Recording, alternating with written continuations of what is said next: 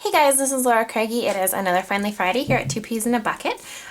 Because of the way the rotation works, this is actually my last Finally Friday for 2012. So I just want to say a big thank you guys for watching throughout the year. I've loved reading all your comments and your suggestions and everything. It's been really good. So in honor of that, I thought I'd do a thank you card today, and I'm going to do a fun tutorial with a paper flower. And I'm just going to show you here the supplies that I have. Starting with the standard white card base. I've already pre-cut my papers here. These are all from Fancy Pants from the Blissful Blizzard line, and it actually comes, the collection pack comes with the glitter paper and the white corrugated paper, which I really love. And then I'm using this wood grain, sorry, not wood grain, it's like wood plank paper. I thought it really kind of looked nice with the white and the silver. So that's what I'm planning on doing. And then to build the flower, I'm going to use this paper from Simple Stories. It's from the Snap line, and this is the Color Vibe 6x6 paper pad. And I thought for the sentiment maybe I'd use these white alphabets also from the Blissful Blizzard line, because I thought they would pop really well on the dark pattern for that. So I've kind of done a bit of pre-thinking on this one, and we're gonna start by covering the card base. Don't need that quite yet. And I'm just going to grab my ATG gun here and start covering the card base with adhesive. Alright, so I have adhesive on my card here, and I'm just going to lay down my pattern papers. Didn't really measure the size of them, I just had these pieces from a layout that I was working on, and I thought I'd just put them on here. Sorry, lengthwise I know I'm going to need to chop them off, but they actually were the perfect size here for my card.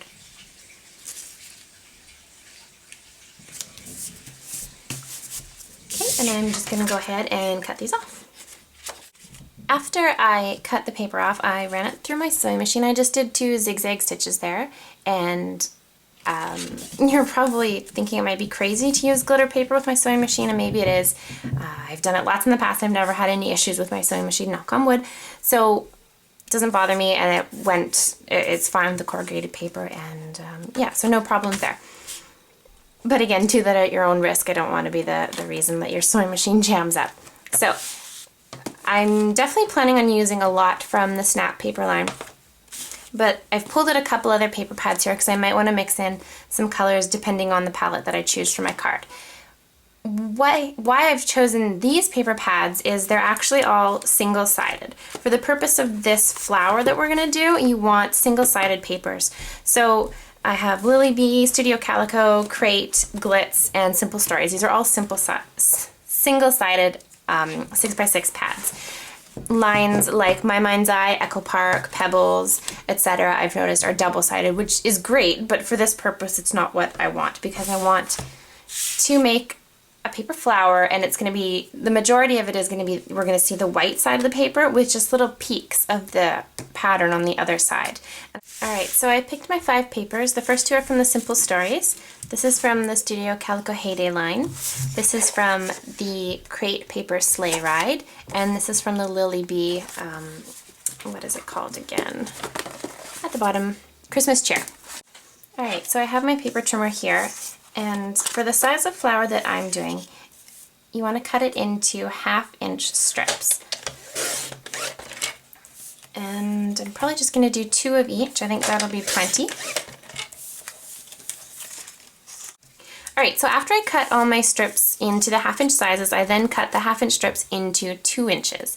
And these are going to turn into our petals. I'm using a Cosmo Cricut Glueber here, simply because I can't find my glue gun. You really don't need this. It's just going to make it easier to adhere to my card when the time comes. I'm going to be adhering each petal to this with my tiny attacher, again, so you could use a regular stapler. So really this is unnecessary. It's just going to make it easier in the end, I suppose, just because I can't find my glue gun, which would probably have worked really well for this. So you're going to take your paper here, and basically the color side is just going to be a little peekaboo in the middle. So you fold over the 2 white strips until they meet like this and make kind of a little peak there. Align them up, and then that's when I grab my tiny attacher and I do that. And so normally I've seen people do flowers and they'll use it just like that, or I think this is a similar loop to bows, but we're going to do it the opposite way. So you see the color peeking through there. And I'm going to go ahead and start that as my first petal here. And then from there I'm going to staple it on to the glue dot.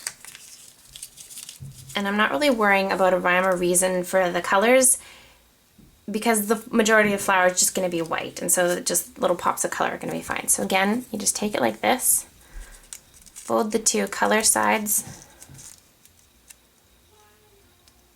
or sorry, fold it so the two white sides are like that, and you see just the peak of color through there, and then staple it. And just like that. So I'm just going to make sure that I'm not doing the same color beside each other, and past that I'm not going to worry if there's a rhyme or reason to the colors. There's just not going to be. Because as this is a tiny bit of a time consuming process, I don't want to worry about matching them up in an order.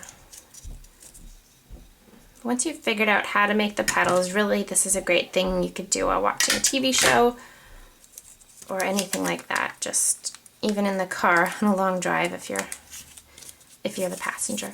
So I'm just going to continue making these little folded petals here.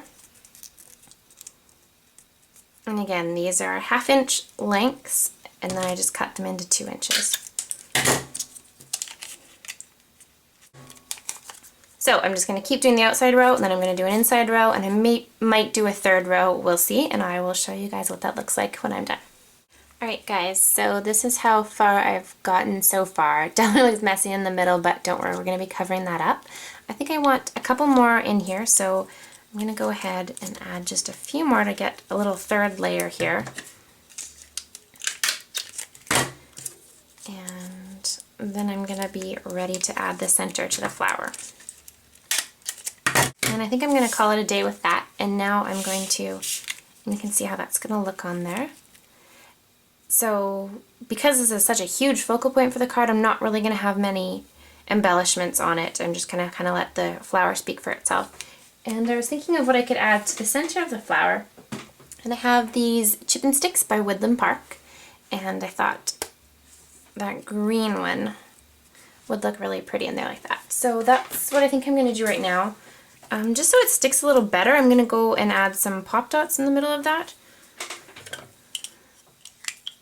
And maybe tie a little bit of twine through it.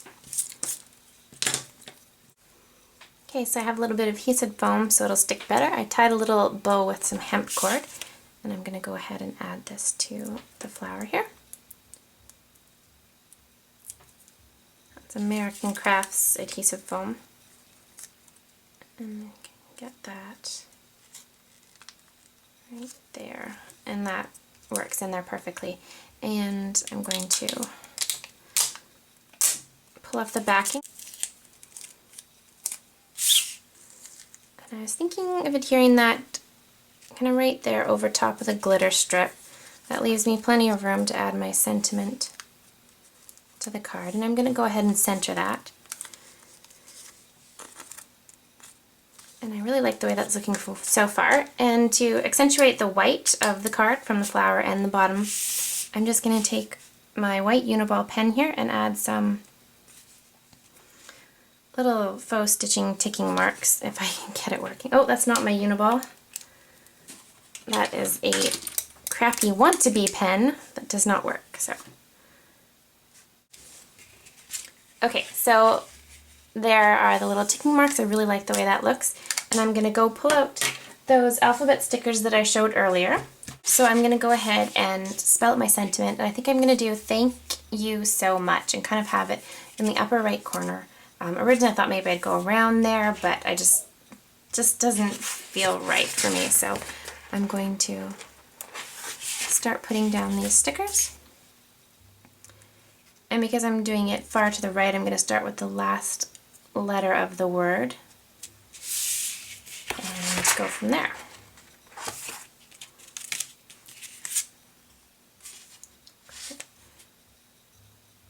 So I'm just going to continue on and I'll show you when I'm done.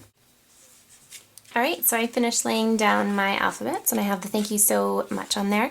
The only thing that I'm finding a little bit distracting is now the white feels like it's not grounded.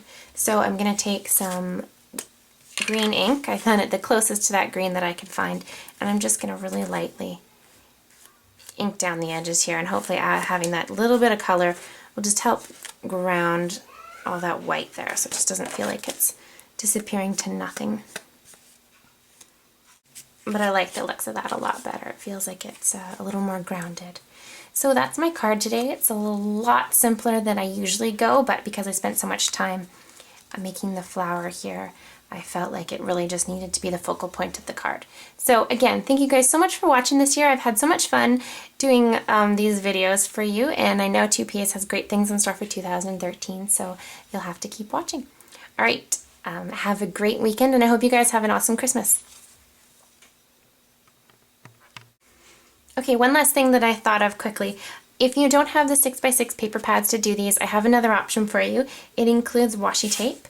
So you can grab washi, and I've grabbed 5 different rolls here, much like I did the 5 sheets of pattern paper. And what you would do is you would cut 1/2-inch strips of plain pattern paper, and then you would plain white cardstock, and then you're going to adhere the washi tape to the back side. And then you make your little guys just the same as we did for this card. But you're going to see little pops of, sorry, it's hard to see here because my light's funny, little pops of blue, and then I've got the green there.